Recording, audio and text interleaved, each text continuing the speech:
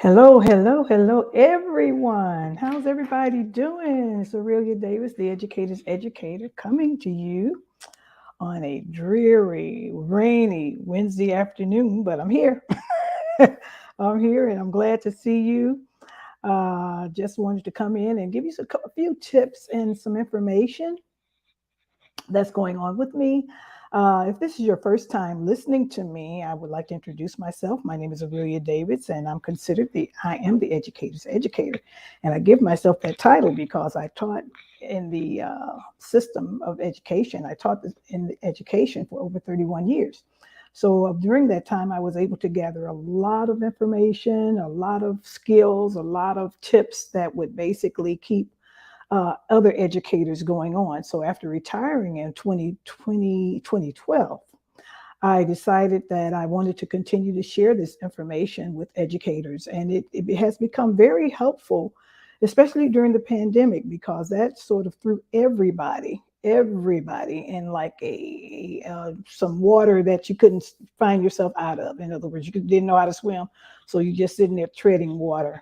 And so many different things have happened during that pandemic that I hope some of the things that I have been sharing over the last couple of years and months would be very helpful to someone in the field of education. So that's who I am. And today I'm coming to you because I remember the times when we were getting ready for the holidays, and I found myself preparing packets, learning packets for my students, being that they were going to be away from the classroom for up to maybe 14 days. I didn't want that time to be idle. And I'm going to say how this started. It started with one of my parents coming to me. And I think it was during report card pickup, which was before the holidays. And they asked me, they said, Miss Davis, is there anything I can keep my child, currently doing during the holidays? I know we're going to get crazy during that time.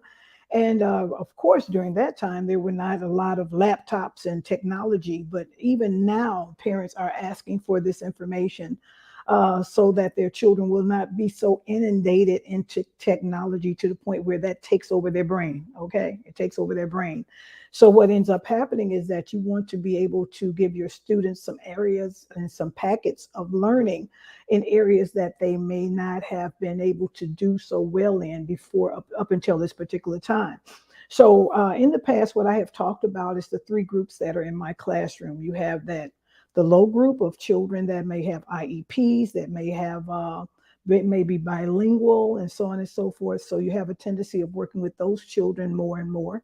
You have that middle group that shows children that might be on grade level, but at the same time, they may have some shortages in areas of like math or reading in some areas. So they may be on grade level in one area, but may need assistance in another area.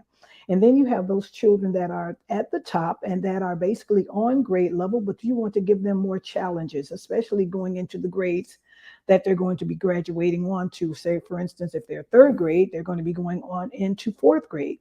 So you want to give them some activities, some fourth grade activities at this time that they can work on. So when I was thinking about packets, and the way I have did it in the past is I, of course, evaluating the classroom in front of me, evaluating the students that I had. Of course, I would start with the low group. In that particular group, what I would do is I would give them some activities in reading, science, social studies, and math. I'll say that again. I would give them activities, worksheets, or assignments in reading, science, social studies, and math. And what would happen is that they would have these activities to complete. I would send home a letter also telling the parents that these activities did exist, because a lot of times the children would go in and say, I don't have anything to do. No, teacher didn't give me anything. Well, of course, now you with we emails and all kinds of things in place, you can easily talk to the parents. You can easily get the parents involved in these activities. And even if if the family is leaving out of town, this is portable stuff. They can still take it with them. It's portable. They can still take it with them. Their laptops. Some of the things might be on laptops. Some of the things may have to look up as far as Google is concerned. But these activities are portable to the point where the child can continue to work on them throughout the holidays. Then, of course, along with that parent letter, I would also send a check sheet so that the parents can check off as the child completed the assignments. But that low group would have activities in reading, science, social studies, and math. Reading, science, social studies, and math. And this was mandatory. This was something they had to do. They didn't have any choices. Now, when you get to that second group, I would evaluate the ones that may be having issues in reading. I would evaluate the ones that may be having issues in math.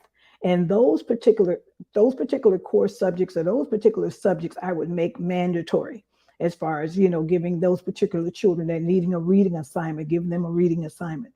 Those children that needed a math assignment, give them a math assignment. It could be something that they have done before that you've already covered, but they didn't do so well in it. So you want to give them that extra practice so that they can continue to work on that. Then at the same time, what I would also do is one activity in reading or math would be mandatory, and then give them a fun activity in science or social studies. So they would have one activity would be mandatory that they'd have to complete and parents had to sign off on. And the next activity would be a choice, a fun social studies unit or a fun science unit, especially you can bring in like STEM, science, technology, engineering, and math. You can bring in those kind of activities. Give the children some resources as far as a website that they can go on to complete an activity and maybe even bring something in after the holidays. But that's the second group. That third group, you want to give them about five five activities, and they can choose two out of the five to do whatever they want to do. They can choose two out of the five activities to do, and those activities can be cover the STEM curriculum: science, technology, engineering, and math. You can have them select two activities out of those particular core group subjects, or either you can do something with reading or you can do something with math, that they can write a story. They can do a character analysis on a book they read. You may want to also give them a couple of reading assignments so that that can be also a choice. So going back, you're looking at your low group, and you're giving them activities, you're giving them lessons in science and math. And then that above group, you want to give them one choice. One is mandatory, and then one choice in social studies or science. And then that top group, you want to just stimulate them a little bit more into some things that you haven't even covered yet in your classroom. So for them to jump ahead and do some activities, it's nothing wrong with that. It's nothing wrong with that. Of course, set these up in packets. Some of you teachers may have been out by now, but if you still have the opportunity to connect with your children, if you still have the opportunities to connect with your parents, now is the time to do it. It's Wednesday. You can pull this together very quickly if you want to, and especially those that are exiting out the buildings on next week. But those are the packets that I would pull together. And then, of course, you need to keep a record of what you gave to who. Did you give to the low groups? What did you give to the middle groups? And what did you give to the high groups? And let the children work. Keep those brain cells active, throughout the holidays, because they're going to be coming to their parents saying, "I don't have anything to do." Well, you have given them something to do, and let the parents know that they do have something to work on.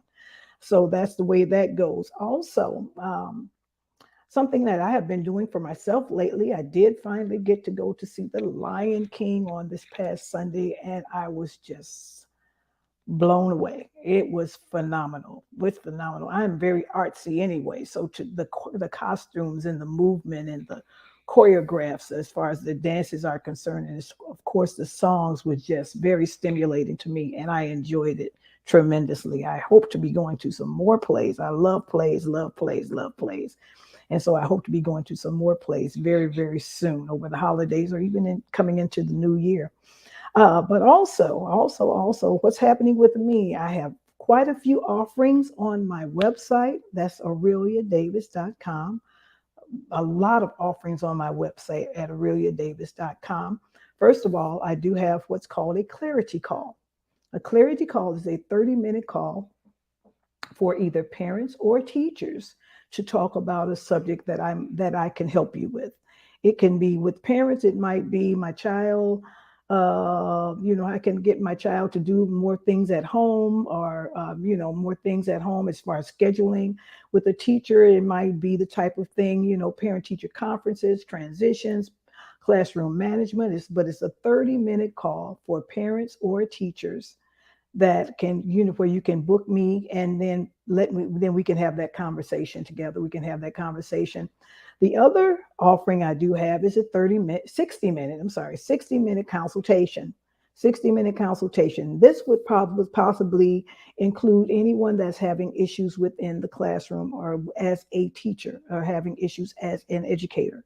Okay, it can go from parent teacher conferences, or parent teacher relationships, or administrative relationships, something that may have happened in your building that went awry or left, to have that third voice to sort of analyze what may have happened and what went wrong or what went right, is always good to have. That person that you can talk it out with, when it's involving you and an administrator, or you with a parent. Sometimes it gets to the point where you need to just sound it out. So that's the 60-minute consultation that I'm also offering. And then, of course, I'm still doing the lesson plan audits. By now, teachers, you need to be including almost every child in your lesson plans. There has to be a pinpointed note for all of the children in your lesson plans, and especially, so I'm saying this to say that you don't teach one lesson to the entire group. You may have to, at this particular point, being half year, you may have to take it to the level where you are working with the lower group, or teach it, you can present the lesson to the entire group. But then those that need a further breaking down as to what the lesson entails and what you want them to do with the lesson. There needs to be a note in your lesson plans on the side, so that after teaching a particular lesson, you need to tap into those particular children that did not understand how the lesson went, or what to do with that particular lesson. So that's the lesson plan audits. And then, of course, the last and most fun of anything that I've never done before is ask me anything. Ask me anything. Oh my goodness, that can go right or left. You might want to, most of the questions that I've had in the past with individuals, they said, how did you do 31 years? They asked me, how did you do 31 years? And a lot of times my answers is I just kept on going. I just kept on going. I made it work for me. I was interested in what my administrators felt, but at the same time, if I could not be happy, and if my students couldn't be happy, I was not considered successful. I didn't consider myself to be successful. So ask me anything about my family, about my daughter, my grandson, but if anything that you want to, just some kind of, to be inspired. Sometimes we need to be inspired. And so that particular call, Ask Me Anything, is available on my website also. So I suggest that you go to aureliadavis.com, take the time to book an appointment with me. I'm available and I'm willing to talk to you. And until we meet again next week, just have a sweet and a successful week, and take care of yourself and take care of your children. We need you teachers. Keep teaching. Take care.